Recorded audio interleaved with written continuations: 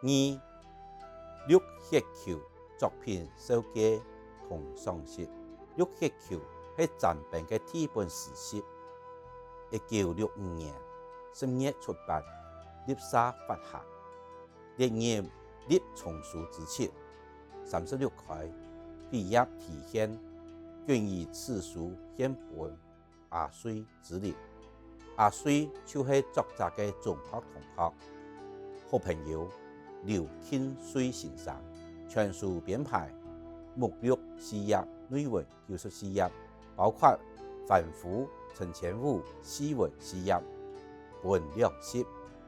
体系绿血球25书，第二是红血球25书，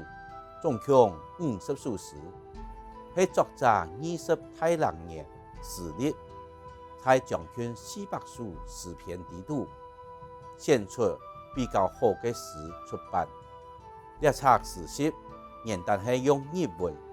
写成的，第60年代七家翻译成中文。大部分是1943年到1946年的作品，诗作地图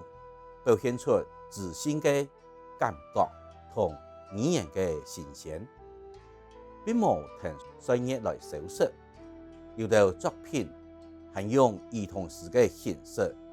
出现在作者第一本史诗《太阳、蝴蝶、花、地图》，甚至插秧思田。这书诗第20多年后，属于国民小学国语习作的第3册，提供本小学生研读。诗诗地图除了自信的作者第2本书地图，没有强调视觉效果的作品，像《一》、《Affair》、《刺花香》同3书散文诗《春心》、《始末》、《追忆之歌》，在史诗的后记，暂编讲到追求这个世界，我是血管地图，当场有流动绿血球，在充满爱的世界，我的血管地图就感觉如何流动红血球。不说，他的作品的第一式就是其追求的美、强，是用立体感的透明的意象来表现。这就本人推荐过的是像5月、一体的意、全新的猫等等，都是20年前其理智计算的出来的诗。在当时是流行的有色彩的、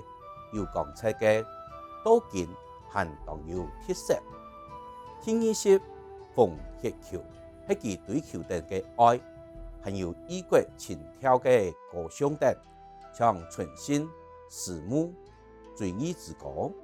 是一种初恋的纯情的罗曼史理想化的夫妇两公婆了是用理化的科学顺义来比论爱情，充满了恩爱公婆温馨的理想。做得体会到这位理化老师约学诗人的敦厚，也对于现代社会婚姻仪式的奇怪现象来讲，当像是三国中的恩赏，秘密的距离是其最雕了个性的阿水之灵的挽歌。这位在政治学、宪法都当有研究的台海教授，是其中学的同學，也是其留日時期的好朋友。佢哋實地視覺的感想中互相討論、互相批評。有所佢愛將這本史詩獻本佢嘅好朋友。咱們在這本史詩地圖融合自信同感性，自信創新的書法，